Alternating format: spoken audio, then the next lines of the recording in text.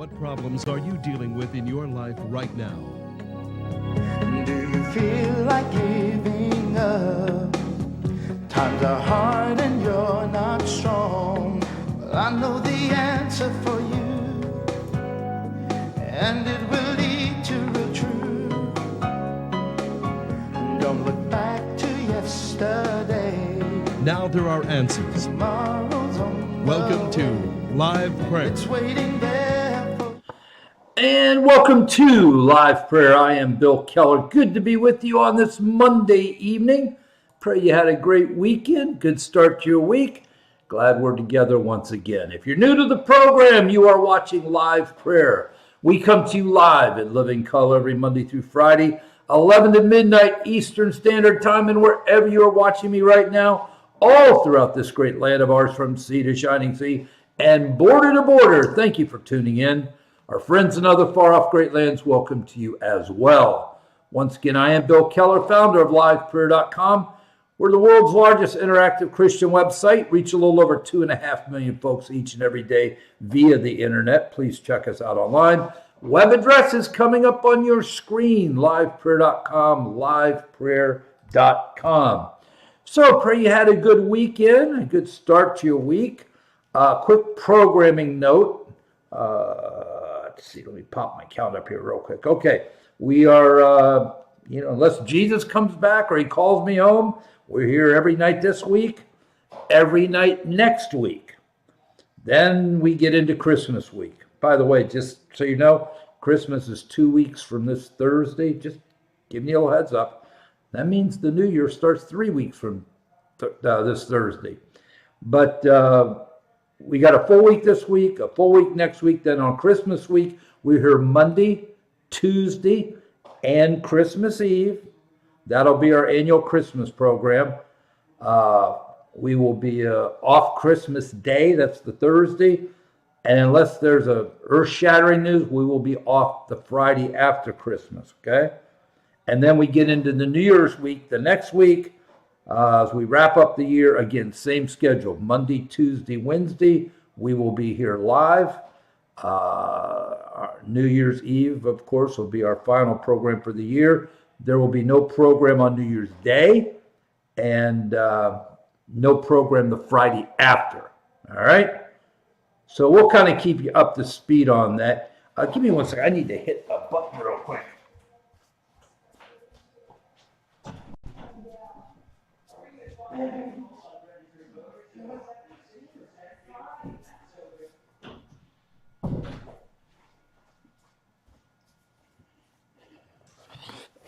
All right, good.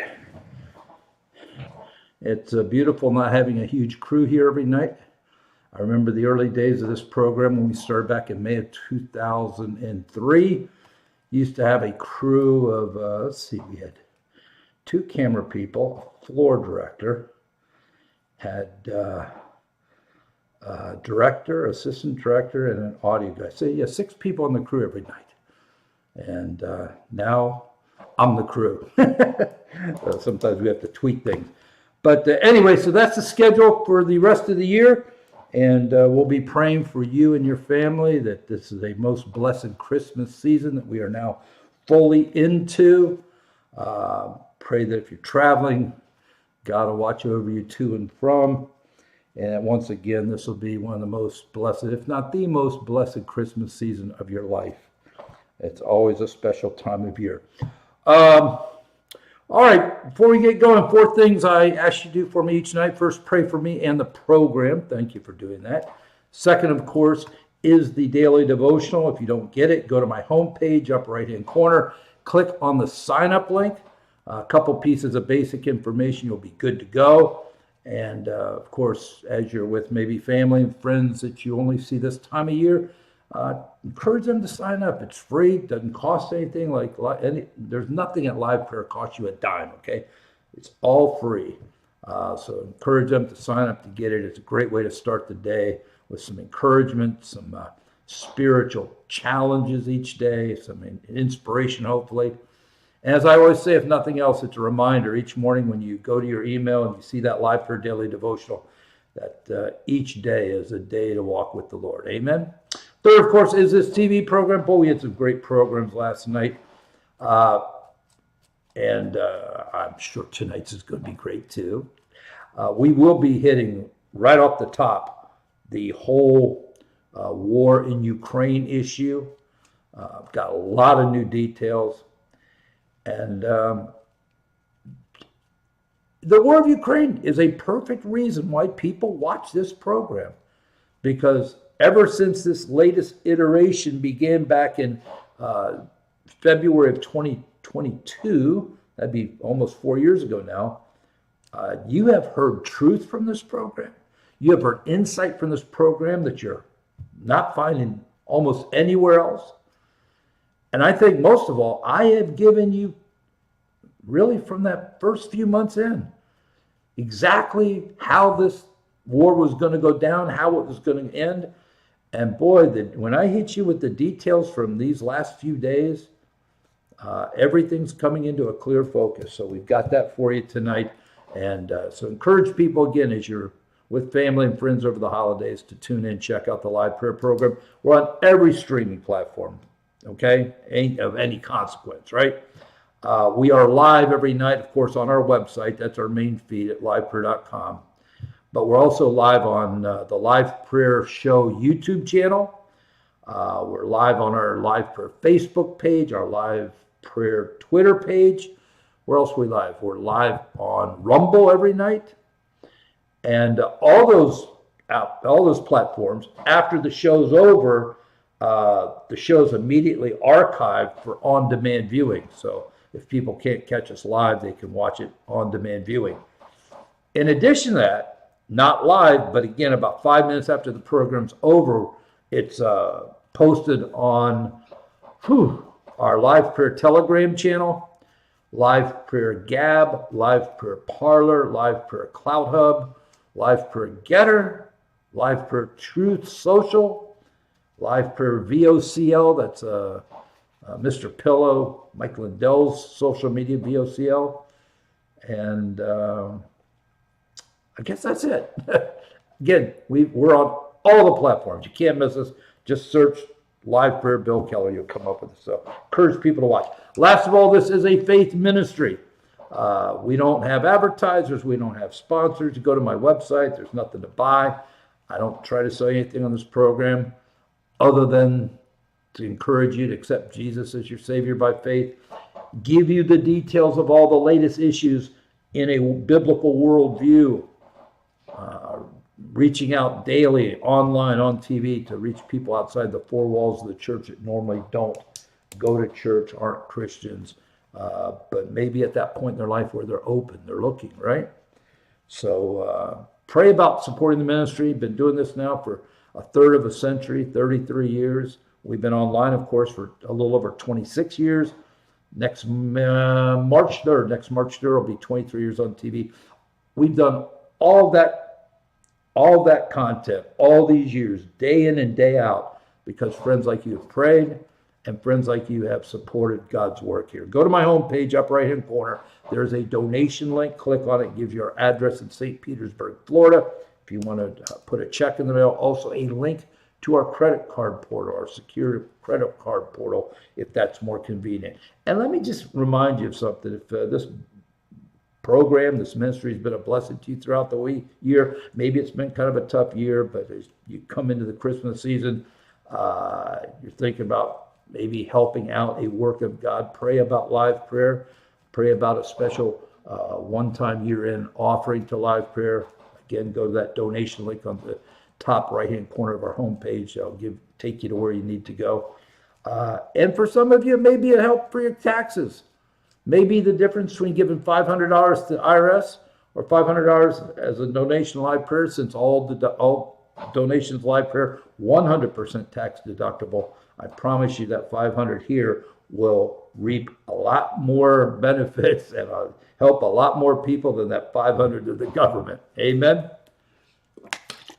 All right, let's have a quick word of prayer. We'll get going. Father, thank you for tonight. Thank you for the start of a new week as we're wrapping up this year. Thank you for the fact that we are really now fully into the Christmas season. Bless this time of year, Lord. Open our hearts and minds and let everyone not only understand the true meaning of this Christmas, but let it be the most special Christmas season ever. Thank you for my friends who have joined me tonight. I lift them up, their families, their every need. Meet those needs for your glory, Lord. Thank you for this day, this day, Monday, December 8th. A unique day, a day we've never had before, we'll never have again. Bless this day. Thank you for the blessings we've enjoyed.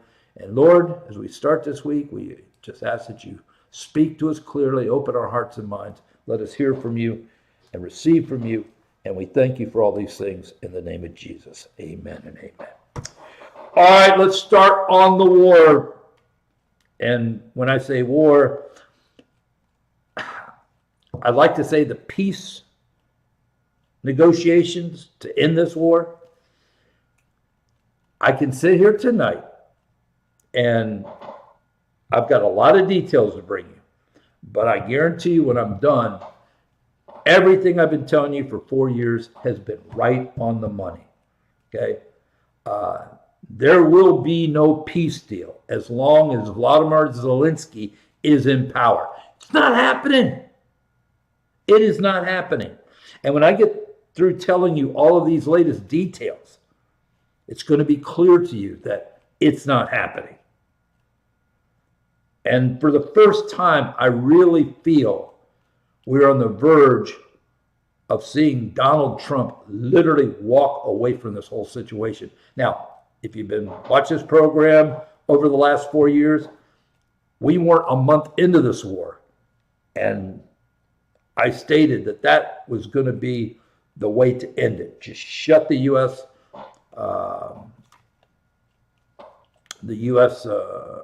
Role in this war. Shut it down. And then there will be a peace deal. Here is the sick thing, folks.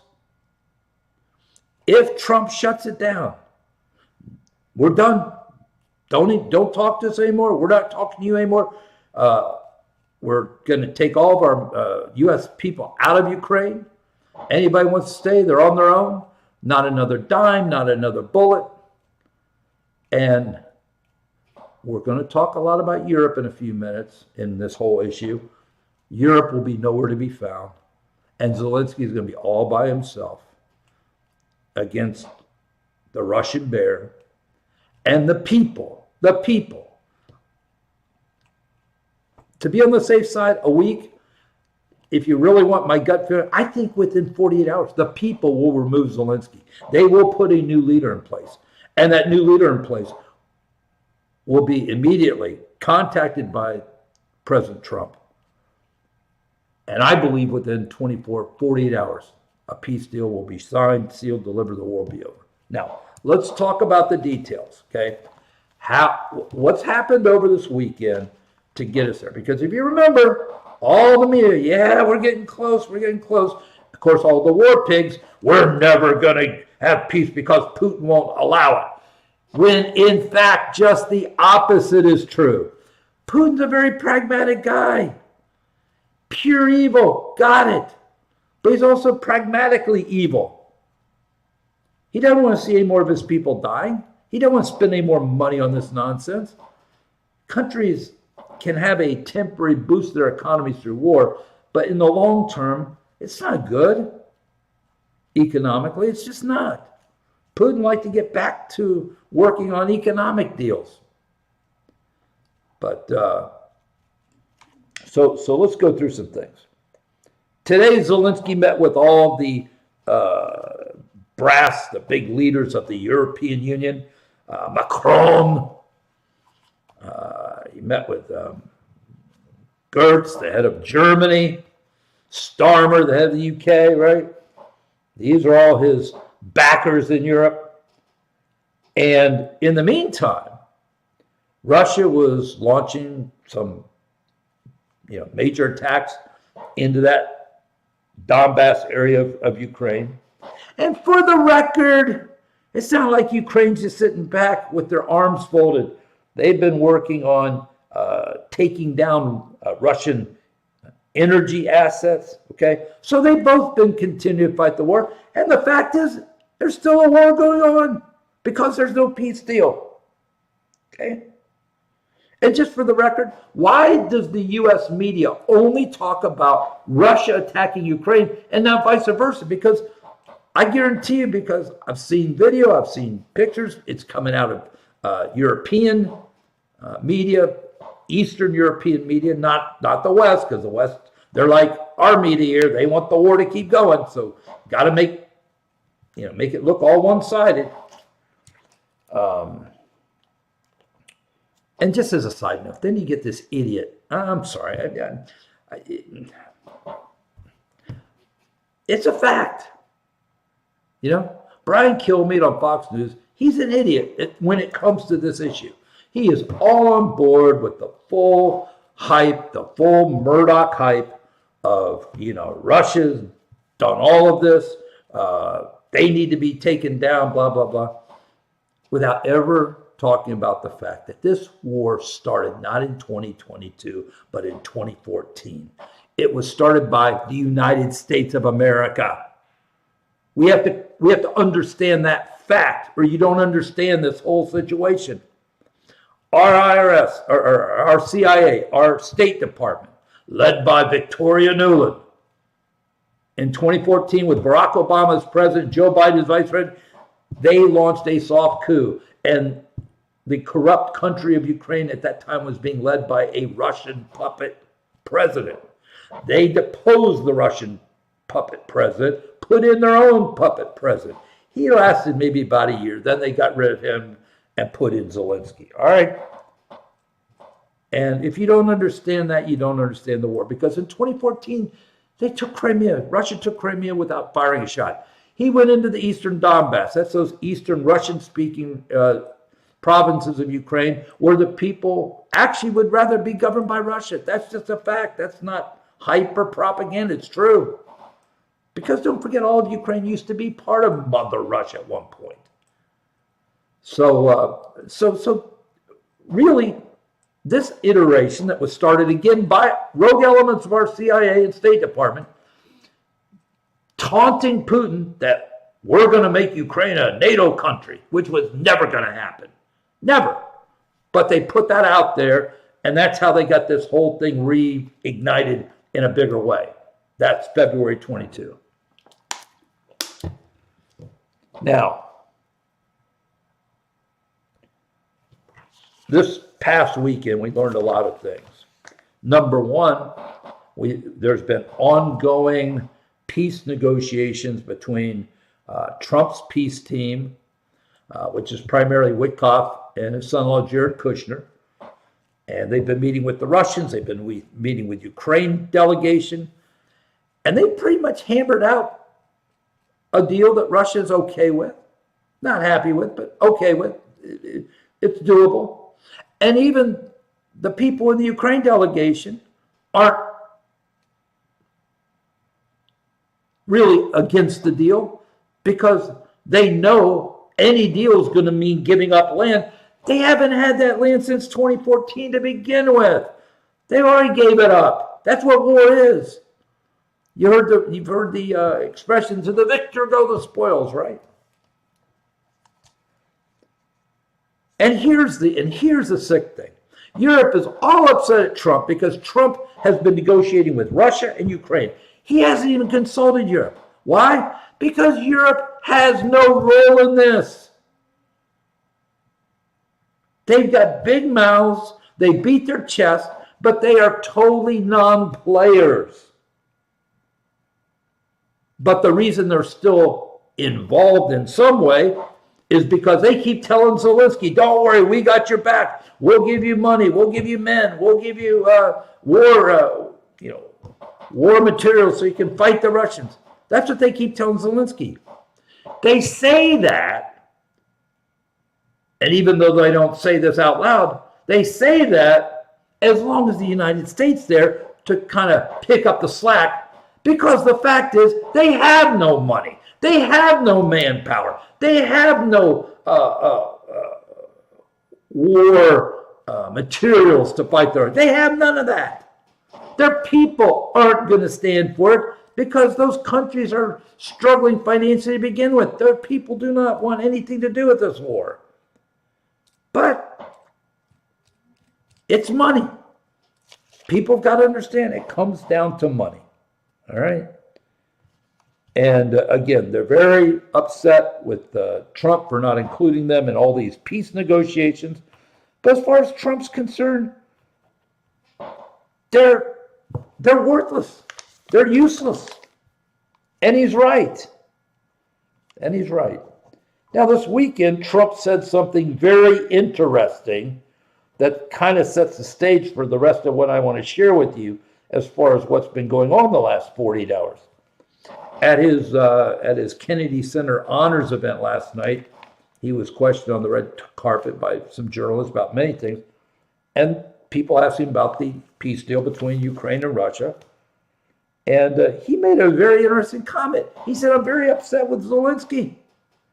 He hasn't even read the peace deal." And I believe that. He's had his negotiators negotiating for peace when the fact is he was never going to sign a peace deal. Let me get to some of those issues. By the way, Don Jr. was at a big international event in Qatar this weekend. And he was being interviewed in some forum at that event. And he said, listen to this. He said 50% of the most expensive cars in the world can be found in Monaco. Monaco is the south of France, okay? And he said 50% of those cars have Ukrainian license plates. Okay, here we go with the whole corruption issue. And I've shared with you many times that Europeans are the actual people, not the war pig leaders, but the actual people, especially people of some wealth who go to these great travel destinations for Europeans with money, these beautiful destinations like the south of France, right? And they're disgusted. They say that Ukrainians are take up over half of the major suites in the big hotels. They run around in these $300,000-$400,000 cars. They've got yachts. They party all night long. They throw money around like it's doesn't exist. It's just monopoly money, right? And he said they're the most arrogant, nasty people they've ever seen. And Don Jr. was basically talking about that in Qatar this weekend. And he also was asked about Trump's negotiating style. And he said, well, my father's unpredictable. He said there comes a time in some deals where it's just not doable, and he's just going to walk away. And he was talking about the Ukraine-Russian peace talks. Don Jr. said, yeah, it may come down. We've got too many other major issues to deal with. This is like 15, 16, 17 down the list, right, of important things that President Trump's dealing with. In other words, it's not anywhere near the top of his to-do list. He'd like to get it done. But Don Jr. said, if it can't get done, that's between them, and he'll just walk away and they can figure it out themselves. That's exactly what I've been saying ever since he got back in office. Don't let Biden's war become your war. At some point, just walk away. And like I said, I would bet my maximum of 5 Chicago hot dogs if Trump officially walks away, pulls all of our people out there. Anybody wants to stay, you're on your own. We're giving you 24 hours. We'll help you get out, but if you're not out in 24 hours, you're on your own, okay? Ukraine's not getting another dollar from the U.S. in any way, shape, or form. And we're not even going to give you another bullet. We're not going to sell bullets to NATO to give to you, because that's just a shell game anyway. In other words, we're out completely. And let me tell you something. His buddies in Europe that he's meeting today, they would be running to the bathroom, okay, to throw up because they know if Trump's gone, if the U.S. is gone, that means shutting down all the intelligence operations out of that hangar in Germany where this whole thing's being run through. All of it. It's all done. Europe doesn't have any ability to do anything tangible for Ukraine if the United States is gone. And that's why I say, if Trump walks away,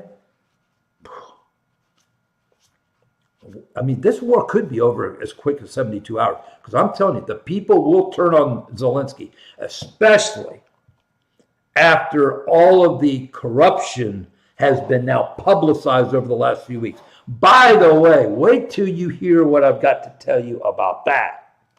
Okay? But the people of Ukraine, they're not stupid. This is their country. They were born and raised and lived in the most corrupt country in the world. You know, probably 95% of them aren't in a position to be partakers in the corruption, but they know what's going on. They're not stupid people, okay? Now listen to what Zelensky said today. Lest you think I'm overstating the problem is Zelensky. Listen to what he said today. He said Trump has his own vision for how this war ends. His vision is totally different from Ukraine's vision. Huh? I thought everybody was getting on the same page. What's he mean? He said Trump has his own vision for how this war ends. His vision is different from Ukraine's. Now that doesn't sound good. Well, listen to this. Listen to this. He then says, after meeting with his European buddies today, he goes on social media, gives an interview, banging his tiny little chest, and he said, Ukraine is never going to give up 1 inch of our land for this peace deal. Now the guy's living in La La Land.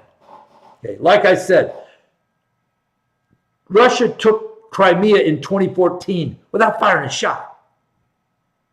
They moved into the eastern provinces of Ukraine, known as the Donbass, in 2014, and have pretty much controlled it since then. Yes, there's been some fighting over that territory, but Russia's pretty much had control of it. All they've done, really, since February 22, is just expand that land control, the control of that Donbass. They've expanded a little bit, not much. But here's how war works. When you lose a war, you lose something. And it's not just the 1 million men that Ukraine's lost. They're going to give up land to end this. Well, Russia's just going to walk away and say, we lost 1 million men and all this time and all this energy and all this money, and we're not going to keep the land that we've taken in this war. But Zelensky today, and if you ever thought for a second that there was going to be a peace deal with Zelensky as the head, you can put those thoughts right out of your head. He said, we will not give up any land for a peace deal. Now, why would he say that? Basically, he's saying there's going to be no peace deal. I mean, translation, you don't need to speak Ukrainian. No, the translation, there's going to be no peace deal. Because listen, Zelensky knows once the war is over, he's done.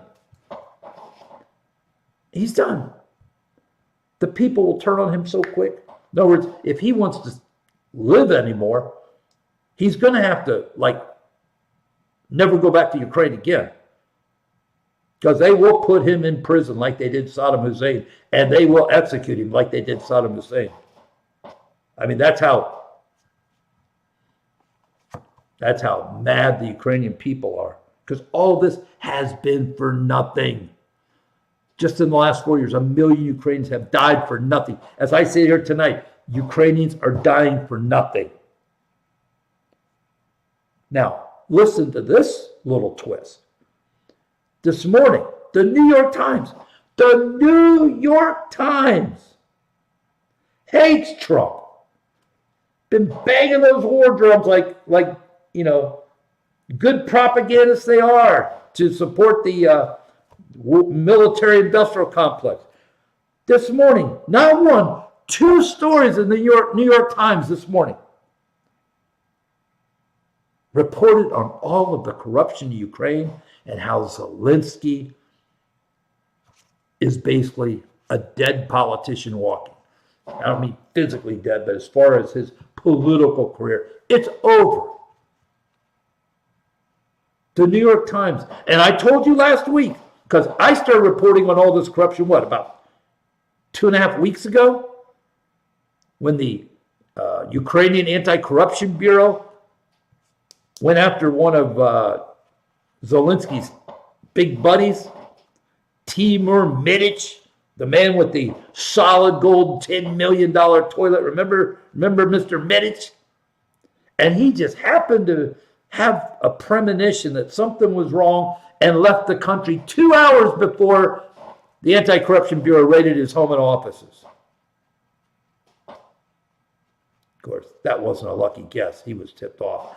And then, a few days later, about 6 to 8 more of Zelensky's top people fled the country.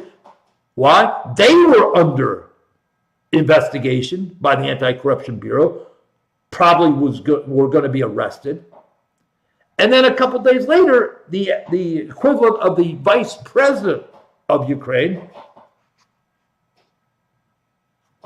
he got raided. And he had to resign. And one of the things I've been I told you last week, as we were going through some of the war issues, the U.S. press has been silenced. Hasn't said a word about all this corruption. The main European, Western European media, UK, Germany, Italy, France, not a word.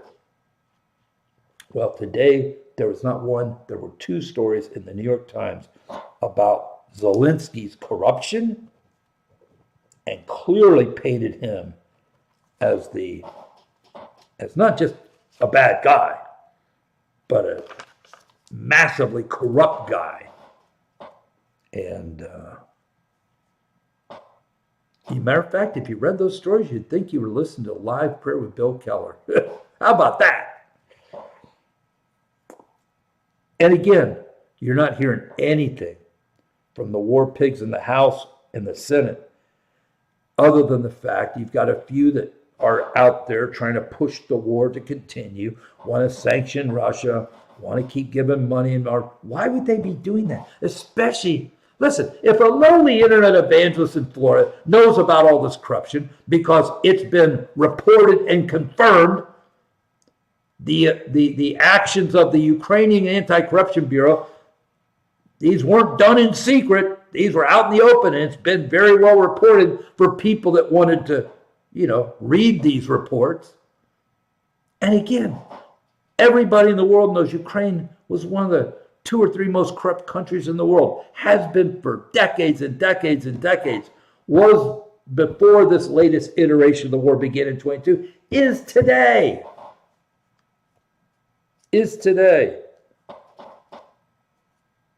But most of the war pigs here in the U.S., they don't want the war to end, because let me tell you something. When the war ends,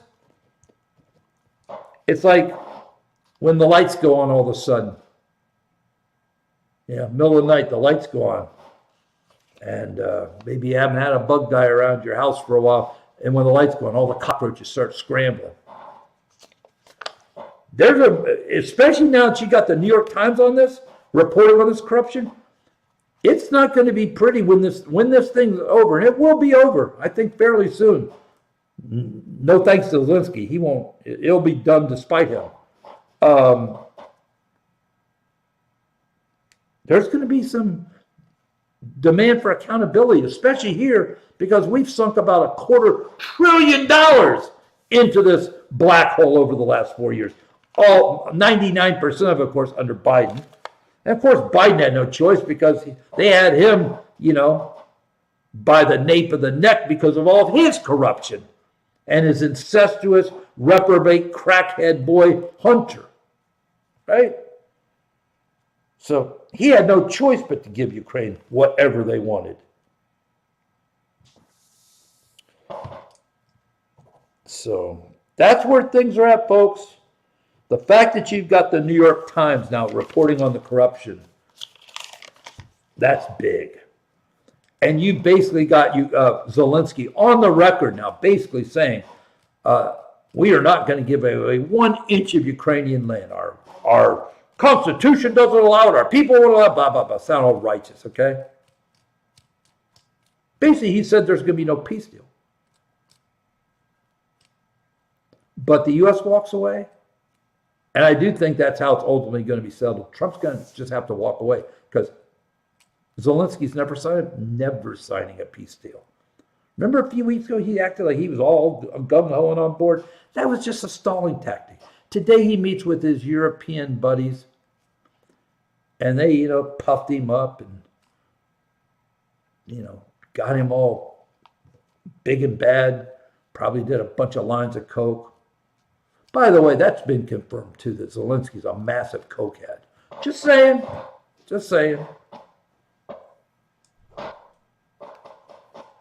I really haven't mentioned it a few times. It's not something I hit all the time, but it is true.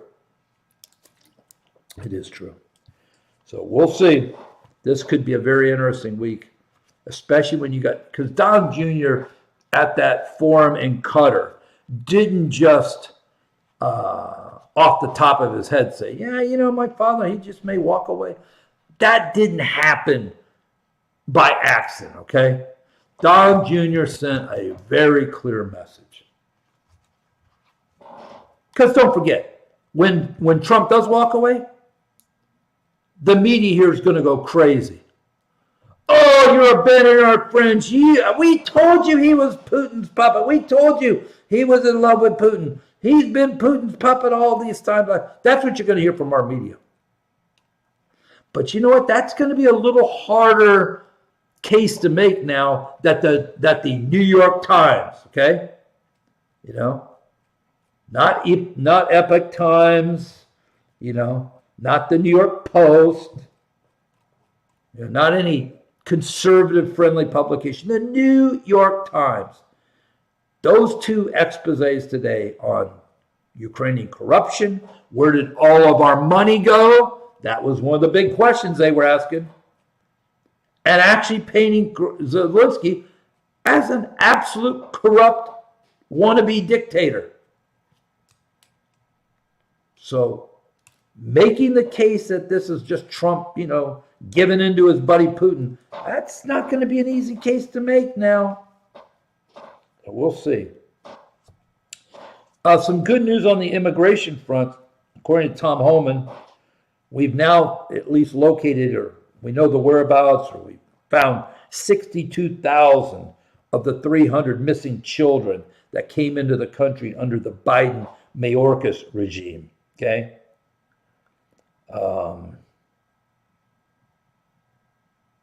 They basically just sacrificed these 300,000 kids, just wash their hands of them. And these are the people that are always talking about children. It's like Pelosi, the children. Yet that nasty, evil witch, in over 40 years of public service, has been responsible for millions and tens of millions of innocent babies being slaughtered. And again, let me point out some hypocrisy for you. The Democrats primarily were all concerned about the victims of Jeffrey Epstein, these poor children, right? Of course, that was nothing but for politics. Yet they hadn't said a word about the 300,000 innocent children from other countries that came across our borders that the Biden administration and Mayorkas didn't even have a clue where they were. Obviously didn't care. Even though you don't need to be a genius to know some of the horrors a lot of these children have faced. I'm sure some are dead. Some have been trafficked into child labor. Of course, there's a percentage that have been trafficked into the sex trade. Just disgusting. But the Holman, especially Tom Holman's really, that's been one of his passions, to find these kids. In New Orleans, Louisiana, we've got a big ICE operation underway. Again, like everywhere else, they've been met with a lot of harassment, protesters,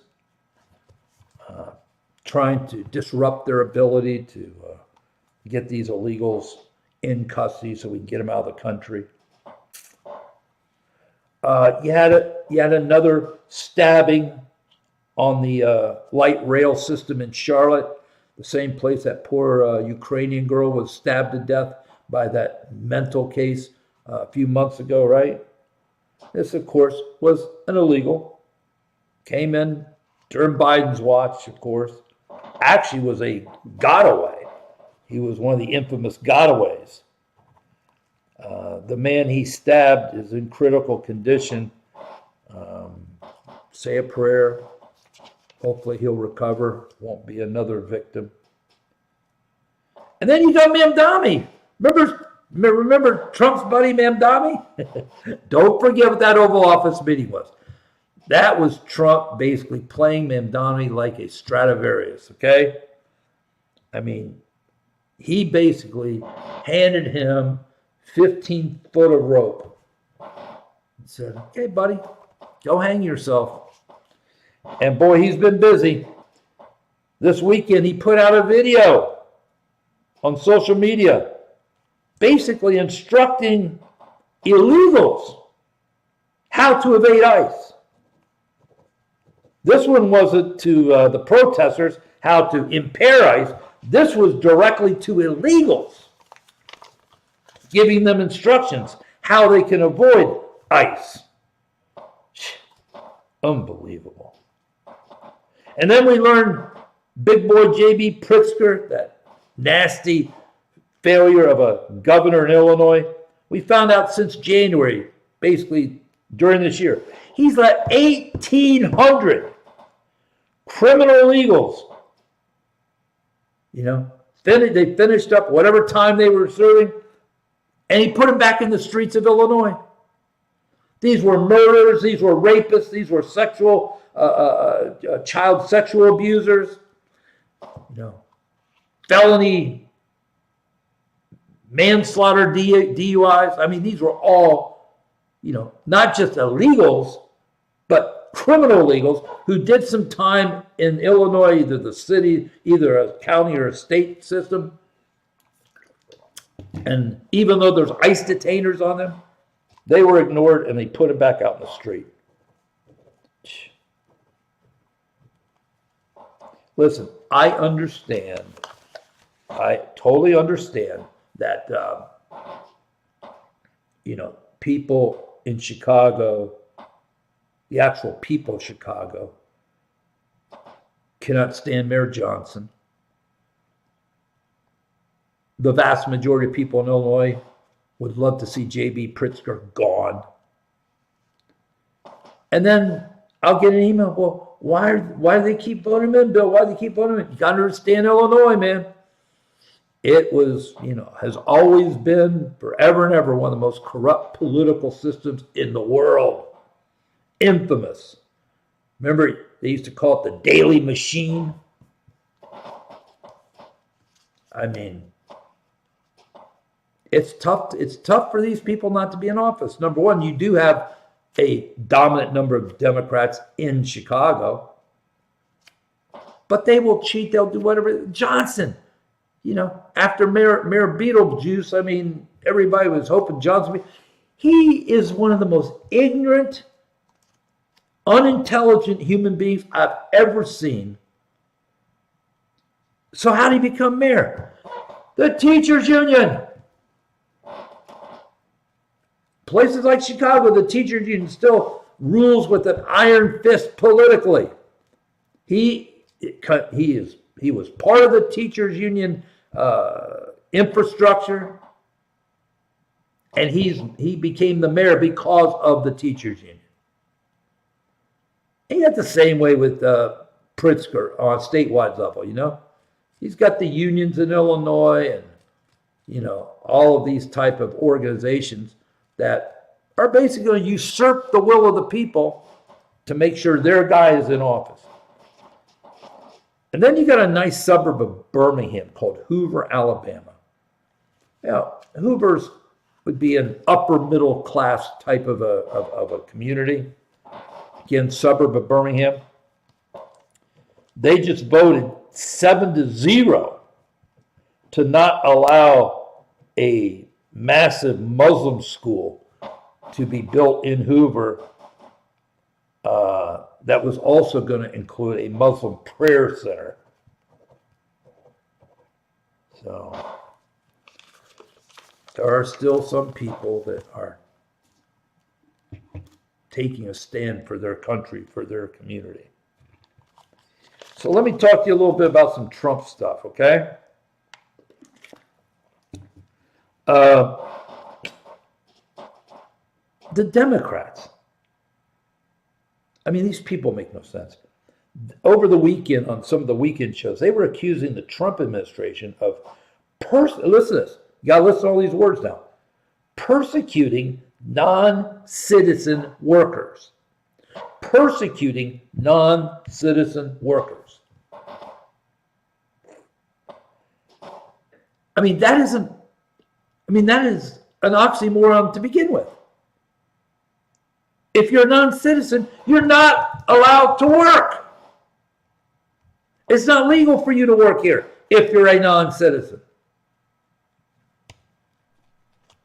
Other than, I know, hang on. Other than those H-1B visa type things, but they weren't talking about those type of workers. They're talking basically about some of Biden's, you know, friends that he let into the country from all over the world. And then they're going after Trump for guess what? They're going after Trump for highlighting and going after the fraud in Minneapolis' Somali community.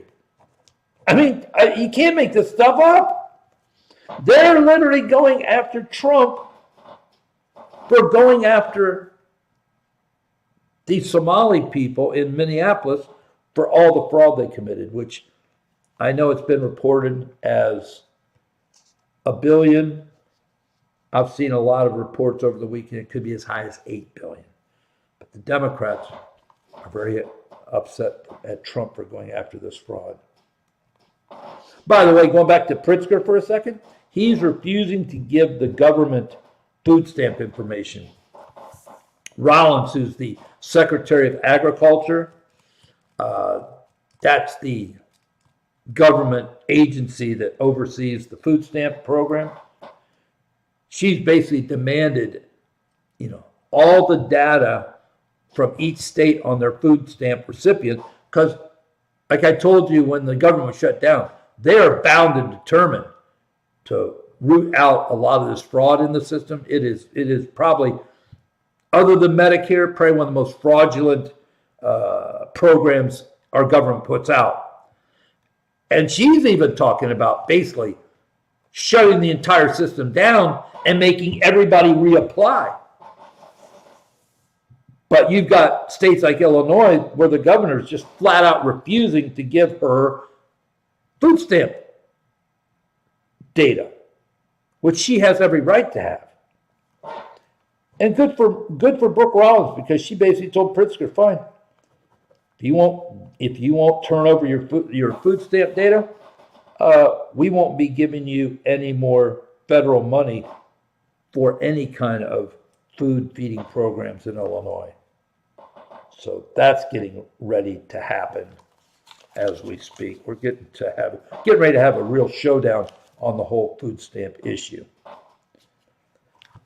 Then, of course, you still got the media trying to pound this drum that Trump is not physically capable of being president, not mentally capable, which is such a pathetic joke, because these are the same media people that basically covered for Biden's clear physical and mental instability for 4 years.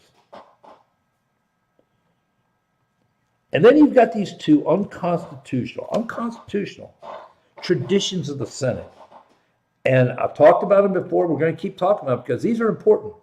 One's the blue slips and one's the filibuster. The blue slips it's a tradition where the two senators from a given state, when there's an opening at the U.S. Attorney's Office,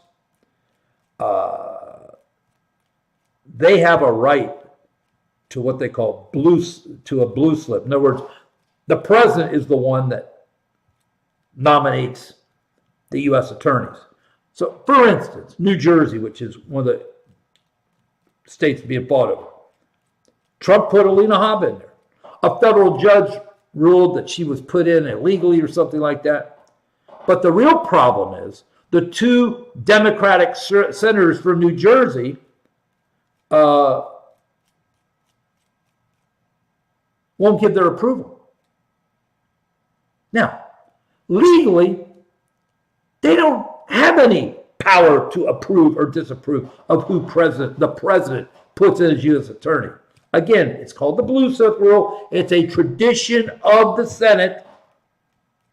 And to be blunt with you, you got an old timer who's in his 90s, God bless him, Chuck Grassley, who does a great job.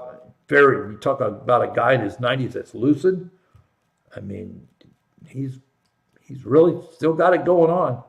But he's a traditionalist. And and here's the sick part, though. And we're going to get into this with the filibuster in just a second. Here's the sick part. You've got people like Grassley who are honorable men who want to honor this blue slip tradition.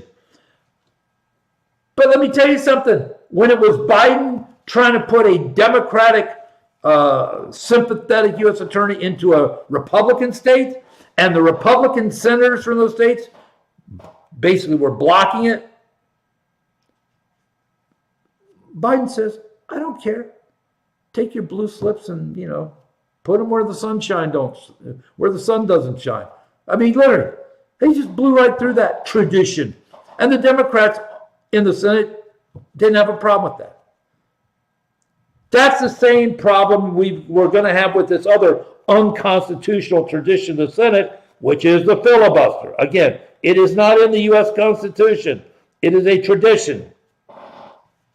And Trump is 1,000% right. The Republicans have power. We need to blow out the filibuster because in doing so, we can put in very critical election integrity laws. We can pass them through quickly. We can pass through all of Trump's executive orders, codify them into law so the next president, God forbid if it's a Democrat, can just tear them up. Okay, they can get all this done. You get lots of things done very quickly without that filibuster because the Democrats won't be able to stop them. Now, why haven't the Republicans done that? They're honoring a tradition of the Senate. And Trump is 1,000% right. If the Democrats get control of the Senate, let's say after these midterms next November, you know what the first thing they're going to do? Blow out the filibuster. Because then they can have all their fever dreams can come true. They will basically make Puerto Rico and D.C. states that would give them four more solid Democrat senators, meaning they'd never lose the Senate again, basically. They would stack the Supreme Court. Heck, Obama's wingman, I told you last week, Holder, he wanted to add 23 uber liberal justices to the Supreme Court if they ever got, because again, there is no number of justices in the Constitution. It's an arbitrary number. Now, it's been 9 for about 100 years. It's worked well, so they've kind of kept it that way, but technically it's an arbitrary number. They can make it 50 if they wanted. And trust me, they blow out the filibuster, they will blow out any kind of conservative advantage on the court, and it will become nasty like the D.C. circuit district judges are. Boasberg and Beryl Howe and all those people. And then they will federalize the election laws that will ensure they're able to cheat. It will be federal law elections. You can mail out ballots. ballot harvest, election. It won't be election day. It'll be election half year. I mean, they'll put all that in the law, and those will become the law of the land as far as elections. I'm telling you, they better get aggressive here, because trust me, the Democrats will. Gavin Newsom, by the way, I know 2028 is still way out, but unless there's some dramatic change or some unknown person rises from the ashes, kind of like Obama did in 2008, right? Newsom's going to be the nominee, not because he'll be a good president, not because he's competent. His handling of the state of California has proven he's incompetent as you can get, a radical leftist, okay? But he's got the one thing every candidate has to have: money. That's why Cammie will never be in public office again. If she couldn't raise $1,000 for any kind of election campaign if her life depended on it. She could. Newsom can. And like I said, still some time, but unless there's a big shift, he's going to be the nominee. Listen to what he said over the weekend. He was talking about the fires and the fact that no houses have been rebuilt. He was asked about that in an interview, that no houses have been rebuilt since the fires over a year ago in LA, the Palisade fires, right? He said, well, that's been because of the Trump administration. Now, he didn't explain what the Trump administration was doing or did to stop any houses from being rebuilt. Matter of fact, I remember Trump was there right after it happened with Melania, sat into some kind of a public thing with that communist Mayor Bass, and said the feds we're going to waive all these waiting times for permits. We'll fast track all permits so people can get started to rebuild. Still haven't had one house rebuilt in over a year. Not even started. And Newsom's now blaming Trump for that. Can't make this stuff up, folks. By the way, the press lost their mind this weekend. Of course, that's not hard to do. But in Health and Human Services, apparently they have pictures of all the past HHS secretaries and all the past assistant secretaries, like their number twos, right? Well, if you remember, during the Biden years, Becerra, who used to be the AG of California, was the secretary of HHS, the role that Bobby Kennedy Jr. has now. And do you remember who the number two was? Oh, yeah, that's right. That was Rachel Levine, the mentally ill man that thinks he's a woman. The really mentally ill man that thinks he's a four-star admiral. And walked around in his admiral uniform. By the way, it's some kind of a commission for the health corps or something like that. It's not a real admiral. But she's not a real man either, or she's not a real woman either. Anyway, they correctly took her picture down and put it back up. Only this time, the name wasn't Rachel Levine. It was Richard Levine, which is exactly what his birth name was. Because the fact is, Richard Levine was born a man. Richard Levine has always been a man. Richard Levine is a man today, and Richard Levine will die a man. No matter how many, what he changes his name to, no matter what he does to himself physically, no matter what he wears, he's a man. And of course, this drove, so his picture's back up, only the name's been corrected. It's no longer Rachel Levine, it's Richard Levine, which is what his birth name was. And the press is going crazy. All the trans organizations, you're dead naming him or her. You're dead naming her. How dare you dead name her? That's what it's called when you correctly call a person by the name before they lost their mind. Okay, it's called dead naming. So they didn't take Richard Levine's picture down because historically he was the number 2 at HHS during the Biden administration. Okay, they just corrected his name, driving the media crazy. The CDC has changed the hepatitis B vax rules for infants. It's no longer a requirement. Of course, the pro-vaxxers, people that are in the arms of Big Pharma, they're all upset.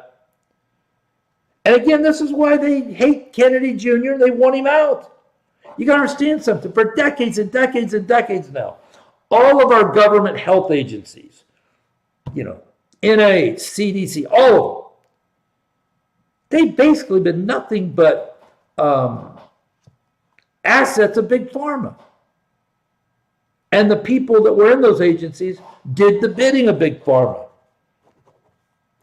And there was a nice financial incentive for them to do that. Big Pharma made sure they took care of people like Francis Collins and Deborah Birx and Fauci.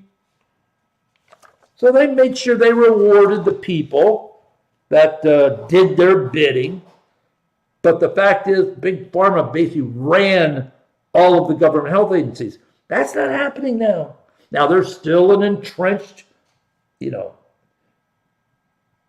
underbelly of these agencies that are still trying to do Big Pharma's bidding, right?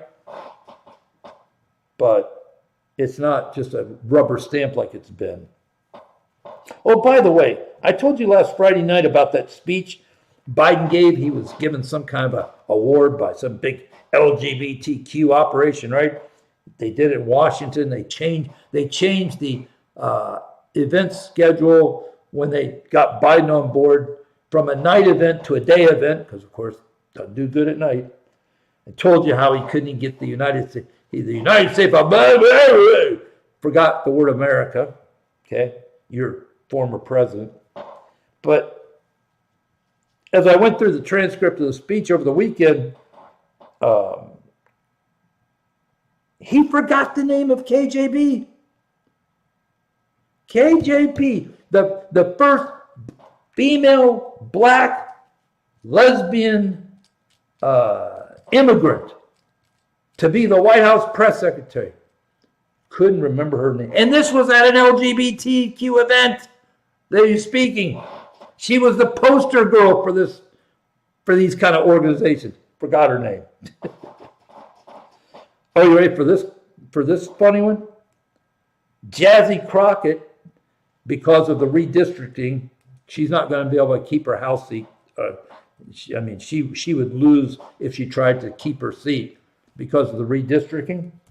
So she's given up her seat at the end of her term, which is next January, a week from January, a year from January, sorry. But she has put in her paperwork today. She's going to run for the Senate. Now, the only reason that wackadoodle is a congresswoman today is because her current district is like 95% black and out of the Houston area, right?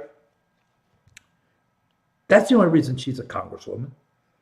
The problem is, to be a senator, you've got to win a statewide race.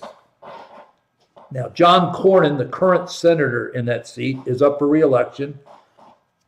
He's going to run again, but he may be primaried by Ken Patton, who wants that seat. And again, strong record of his time as AG in the state of Texas. My guess is he may beat out Cornyn for the Republican nomination for that seat. And for all intents and purposes, Crockett's going to win the Democratic. She is going to get beat so bad. She has absolutely zero chance of becoming a senator from Texas. Now, she was running for the Senate in a state like Illinois or California or New Jersey or someplace like that, she might have a chance. She has got zero chance. My guess is Crockett will have her own show on MSNBC after she gets blown out of the water. I see that in her future. Obamacare subsidies, of course, are ending at the end of the year. Tens of millions of people, their premiums are going to go up 3, 4, 5, 10%, or times. Excuse me, let me say again. Their premiums are going to go up 3, 4, 5, 10 times. In other words, hypothetically, if your premium's $500 a month, it might be $5,000 a month. But this was always what Obamacare was designed to do. It was a scam from day one. It's a scam now. It'll always be a scam. And it's the Democrat scam, just to be blunt with you. We'll see what happens. I mean, the Democrats just want to keep giving the insurance money, their $30, $40 billion a year of taxpayer subsidies. That's got to stop. We got to end this once and for all. This whole Obamacare thing needs to be blown up. Needs to be blown up. What the answer is, I can't sit here and tell you tonight. But we've already given these insurance companies $500, $600, $700 billion over the last decade. Because it won't work any other way. It was never meant to work financially. It was meant to destroy the private insurance businesses so that they had no other choice but to go to the government for health care. That was the whole plan when they started this scam 15 years ago. The EU is fining social media companies from the United States, pushing massive censorship campaigns. And, of course, they hate the United States because of our First Amendment and the fact that we have a vibrant, at least for now, dominant political party that are made up of nationalists, not the globalists like who run most of Europe.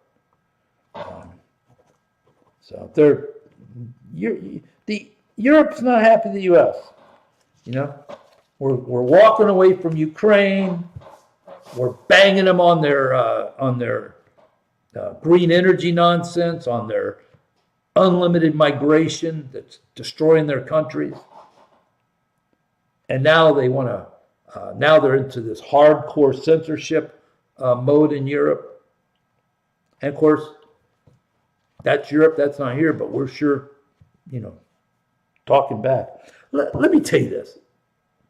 This is something I've been on since Trump. Trump's been in office 10 months now, okay? There's a U.S. attorney, one of DOJ's top U.S. attorneys, a woman named Jocelyn Ballantyne, okay? Now, who's she? Well, she was the lead U.S. attorney on General Flynn's, bogus case. Matter of fact, not only was the whole case trumped up, she actually altered evidence that she had to admit in court. Court said, oh, don't do it again. Most important, she was the lead prosecutor on the Proud Boys sedition case, which their goal was to get these guys convicted of sedition, since nobody's ever been convicted of sedition in this country's history, because that then was going to lay the groundwork how they were going to put Trump in prison for the rest of his life, charge him with sedition. Okay? And she literally threatened the leadership of the Proud Boys, Enrique Otero, a couple others that were indicted. She told them, she said, basically, lie about Trump's involvement, lie that Trump put you up to this, and we'll go easy on you. If you don't lie, we're going to put you in prison for the rest of your life. That's who Jocelyn Ballantyne is. Plus, she led the prosecution on a bunch of the January 6th cases that deprived people of their basic constitutional rights. She didn't care. These were people, in many cases, never had a traffic ticket. She didn't care. A nasty, evil woman. All right? She is now ready for this? Hope you're sitting. Sit down. If you're not sitting down, whatever you're doing, sit down. Take a seat for a second. This same woman, Jocelyn Ballantyne, number one, why is she still there? She should have been out the door day one. Okay, we'll talk about that in a second. But she is still there. And guess what case she is the lead prosecutor over now? The Cole Pipe Bombers case. She's the lead prosecutor over the Cole Pipe Bomber case. If you didn't believe me last week when I told you that this thing stunk to high heavens, and I don't think Cole was a pipe bomber for anything. I think he's just a patsy, a fall guy. Okay? And now they got this Jocelyn Ballantyne, this evil, corrupt U.S. attorney. She is now the lead prosecutor that's going to be prosecuting this 30-year-old, mentally slow, let's just use words his grandmother used, 30-year-old guy living with his mother. But this gets to a bigger picture. I mean, we'll keep giving you details as they emerge on the Cole case. Again, my point, after I heard this, what little credence I gave that this guy might be the pipe bomber, once I heard this, now I'm certain. Total setup to make the whole January 6th thing go away. Because don't forget, they blow up the pipe bomber, it blows up the whole January 6th false narrative. But the bigger picture is, and I've said this before, Trump needs to hire like 1,000, I'd say younger kids, 16 to 20, that are, they would have to pass some kind of a test to prove their proficiency, using the computer and everything. But this wouldn't be coding or any kind of sophisticated stuff. These 1,000 people would basically be in 3 or 4 rooms, and their job would be to start vetting the top, say, 10 layers of every government agency, especially the CIA, the FBI, National Security Agency, DOJ, Department of War, all the government agencies, the top 10 or 11 layers, because that's where most of your leadership is going to be, most of your upper management is.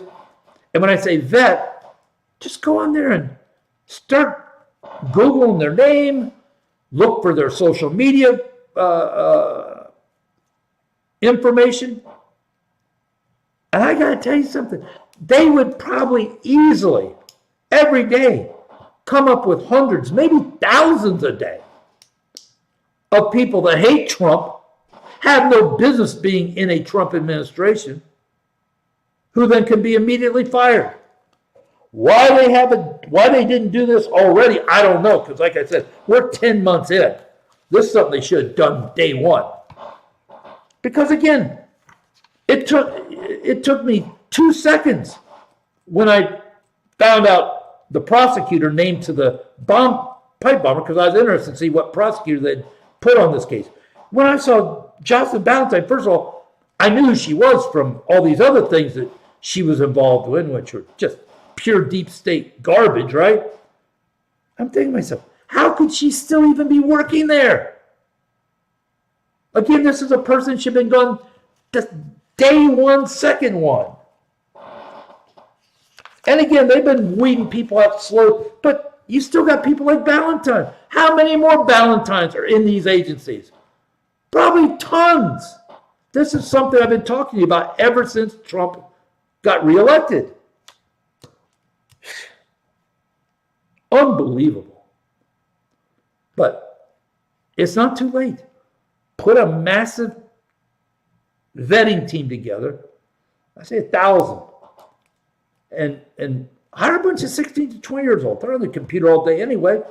Give them some type of a proficiency test. So, but I mean, again, this isn't like rocket science. You're basically taking a name and you're Googling it. You're looking for social media stuff. It's not genius stuff. And you just bang through these lists. You go through the top 10 layers of every government agency.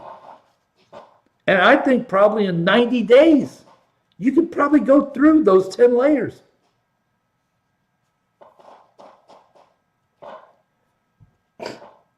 Omar over the weekend. Listen to this outrageous woman. I'll say that lightly. She says the Somali fraud is the fault of the FBI and the government for not catching them. Listen to these outrageous things these people are saying, these Democrats are saying. You had Newsom saying that the reason there's no house being rebuilt is because of Trump, which is just absolute insanity. Okay? He's blaming Trump that none of these houses are being rebuilt. You know? And then you got Omar basically saying that the reason that we've got all this Somali fraud is because the FBI and the government didn't catch these people fast enough. I mean, she said this. What an insane person she is. Oh, and she called Steve Miller a Nazi. You know, could somebody tell Omar he's a Jew, please? You know, as I was watching Omar sit there and just act like an idiot over the weekend, I'm thinking, why is she still in this country? We know for a fact, because people seen the documents, that she married her brother to get into this country. Okay? That's called immigration fraud. Sorry, that's what it is. Why isn't Rubio in the State Department gone through those documents, you know, subpoena her, put her under potential perjury charge if she lies, and get her out of the country? I don't see what's so hard about this. I really don't. Unbelievable. Really is. You see what I keep talking to you about the gutless Republicans? And then you got Shannon Breen. You know, she's probably one of the nicest people in the world. I don't know, never met her, but you know, something. If you watch somebody on TV long enough, you know, at some point they kind of are who they are. She does the Sunday morning Fox News show on the big Fox channel. Then it's re-aired on the Fox News channel. She covers the Supreme Court. She's a lawyer, very smart woman. This weekend, every weekend on her panels, she has Trump haters galore. This weekend on her panel at the end of the show, she had Trump hater Karl Rove, okay, and Trump hater Jen Griffin. But I'm just pointing out this weekend, every weekend, if you look at her panel, it's nothing but Trump haters. Every single weekend. It's unbelievable. It really is. And then, of course, you had this Jen Griffin. She was out at that Reagan Defense Forum, and she actually was hosting a kind of like a town hall style event. And this thing was totally, 100%, nothing but neocons. Okay, these were all the Bush era people that love war, and all they did this weekend was make the case how, you know, we need to be at war. We got a big military. We need to use them. Unbelievable. And this Griffin, of course, she's the Pentagon go-to girl when they want to plant propaganda in the media and plant false narratives in the media. She's the one. She's a massive Trump hater, and she's happy to be that propagandist.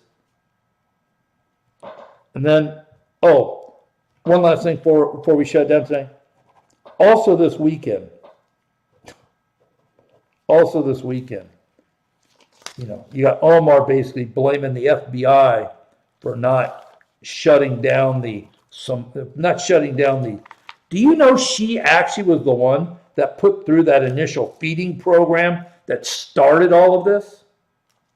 Yeah, she was the one. She, A.G. Ellison, CCP, Timmy Waltz, the governor, they got problems. And I wish we'd get aggressive, especially on Omar, and just get her out of the country as an example. If you hate the country, that's fine. You can hate us from wherever you came from. We're certainly not going to let you hate us on the floor as a United States congressperson. That's insane. All right, before we get out of here tonight, if you never made a decision for Jesus, want to make sure you have that opportunity. We're all going to come to that place in this life where we take our last breath, we stand before the Lord, and at that moment, all that's going to matter is, do you have a relationship with Christ? If you've never made that commitment, let me ask you now to pray with me and come to know Jesus as your personal Savior tonight. Lord, I come to you tonight confessing my sins, asking, Lord, for your forgiveness.